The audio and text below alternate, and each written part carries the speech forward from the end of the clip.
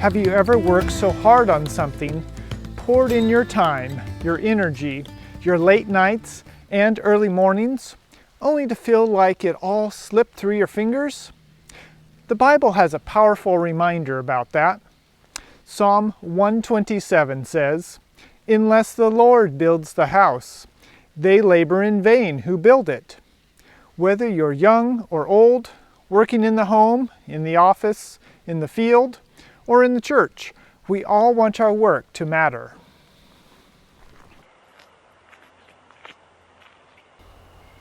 We want our efforts to succeed, to produce fruit, and to bring joy, not frustration. But the Bible gives us a sobering reminder in Psalm 127. It goes on to say, "Unless the Lord guards the city, the watchman stays awake in vain." It is vain for you to rise up early, to sit up late, to eat the bread of sorrows, for so he gives his beloved sleep.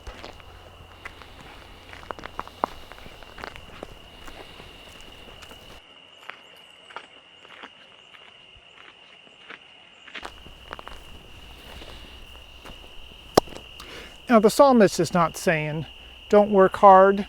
He's not saying don't build, don't plan, don't stay alert. What he is saying is this: if God is not helping you, all of your effort, all of your sweat, all of your planning and worrying and pushing will end up empty. But if God is in it, then even the smallest effort, the simplest work, becomes blessed and multiplied and carried through by his power.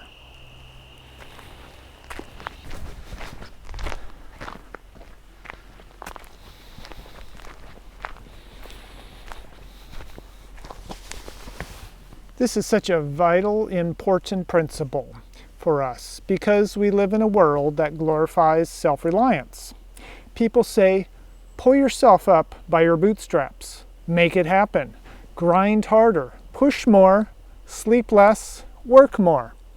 And sometimes as Christians we buy into this simple mentality. We think that by sheer force of will, by working ourselves to exhaustion, by pushing and striving, we can succeed. But God reminds us that real success does not come from human effort alone. It comes from working with him.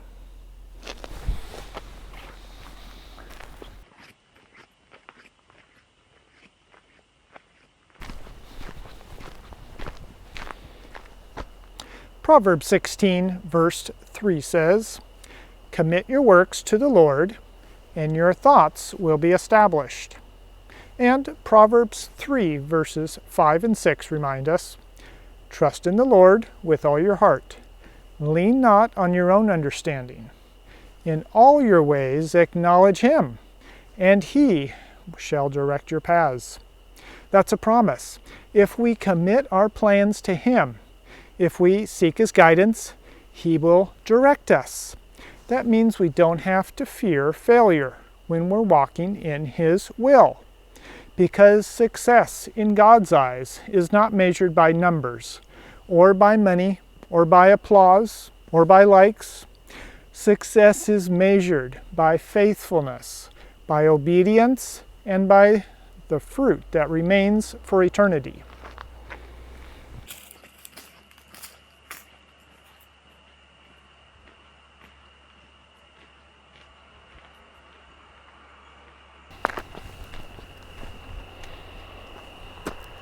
Jesus said in John 15, verse 5, "I am the vine, and you are the branches. He who abides in me, and I in him, bears much fruit. For without me you can do nothing. Without him, nothing. But with him, everything that matters." This is where our daily walk comes in. As we begin our day, do we invite him into our work? Do we ask him to bless the labor of our hands? Do we surrender our plans and say, "Lord, not my way but yours"? That simple prayer can transform the way we go about our responsibilities.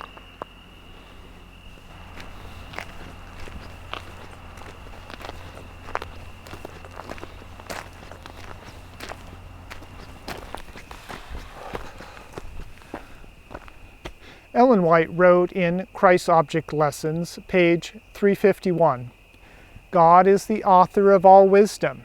He is the source of all success, all true prosperity.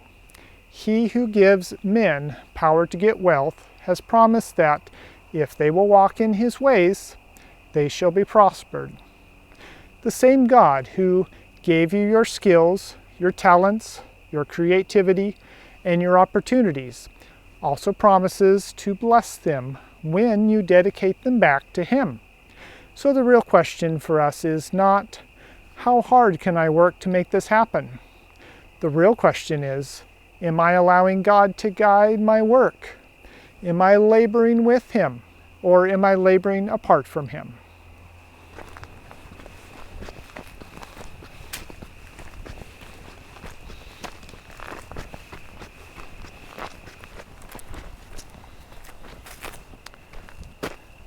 God does not call us to laziness. The Bible says in Colossians 3, verses 23 and 24, "And whatever you do, do it heartily, as to the Lord and not to men, knowing that from the Lord you will receive the reward of the inheritance, for you serve the Lord Christ." Our work should be done diligently, with excellence, with energy.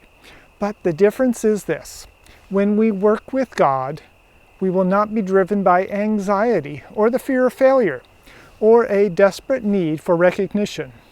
We work with peace, with purpose, with assurance that He is with us. Think of Noah building the ark. That was an enormous project, humanly impossible. But Noah wasn't building alone. God gave the plans. God gave the strength. And though the world mocked him, the work prospered because it was done in obedience to God.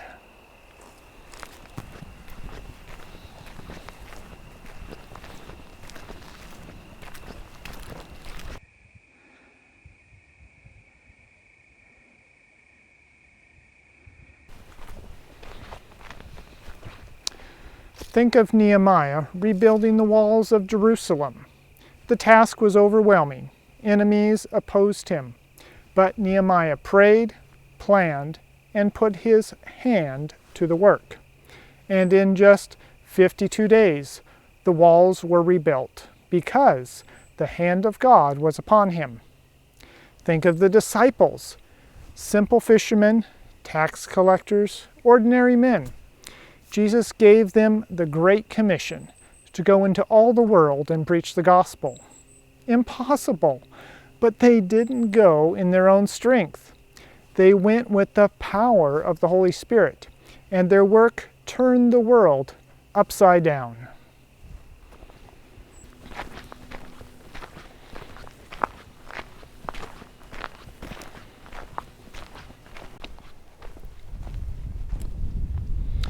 Ellen White wrote in the book Education, page 262, "Success in any line demands a definite aim. He who would achieve true success in life must keep steadily in view the aim worthy of his endeavor.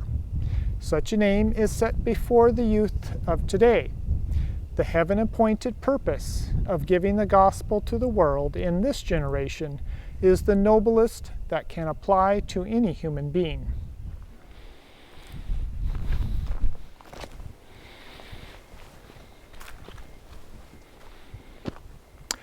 That tells me that true success is not about what I accomplish for myself. It's about what I allow God to accomplish through me for others. It's not about building my kingdom. It's about building His. So, how do we bring this down to our daily lives? It begins with prayer. Each morning, before the emails, before the phone calls, before browsing Facebook, before the tasks, we need to say, "Lord, here's my work. Here are my plans. Take them, shape them, change them if you need to. Help me to do this in your strength."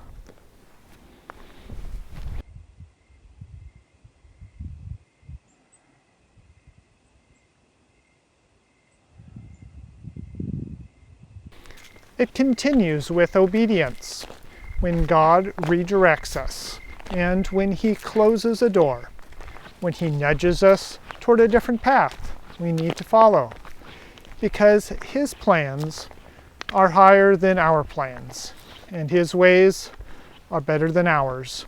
And it ends with trust. Trust that when we've done our best, when we've worked faithfully, God will bring the results He desires in His timing. That trust allows us to rest, like the Psalm says, for so He gives His beloved sleep. We don't have to stay up worrying, because the outcome is in His hands.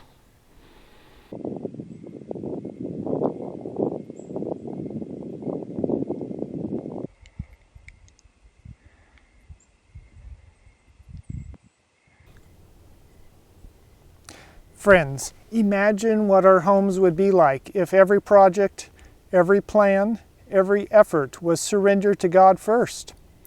Imagine what our churches would look like if every ministry, every outreach, every program was guided by prayer and the Spirit.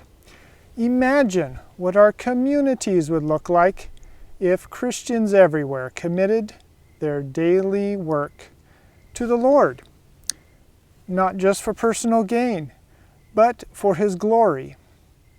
That's the life God is inviting us to live. A life of laboring and prospering with Him, not by our own power, but by His Spirit. Not by our own wisdom either, but by His.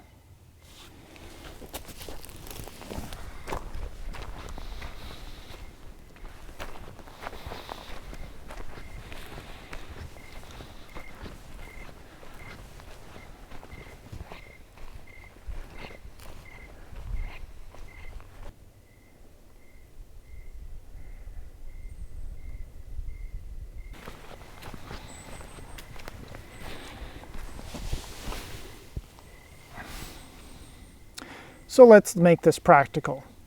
Whatever your work is, whether you're a student studying for exams, a parent raising children, a farmer working the soil, a teacher preparing lessons, a builder constructing houses, or a business owner making decisions, pause and invite God into it.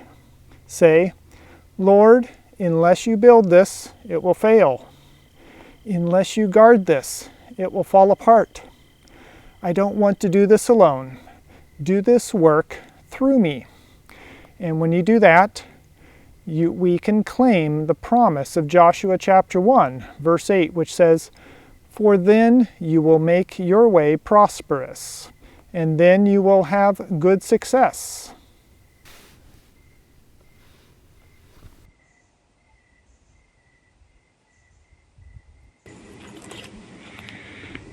True success is living and working with God at the center. True success is trusting Him with the outcome. True success is resting in His peace, knowing that He is guiding, providing, and blessing. So today, let's surrender our work to Him. Let's ask Him to take our plans, our projects, and our efforts and use them for His glory. Let's choose to labor and prosper with the Lord. Because without Him, we can do nothing. But with Him, we can do all things, and all things are possible. Oh, and don't forget to click the thumbs up on this video, and if you haven't already, subscribe. See you later.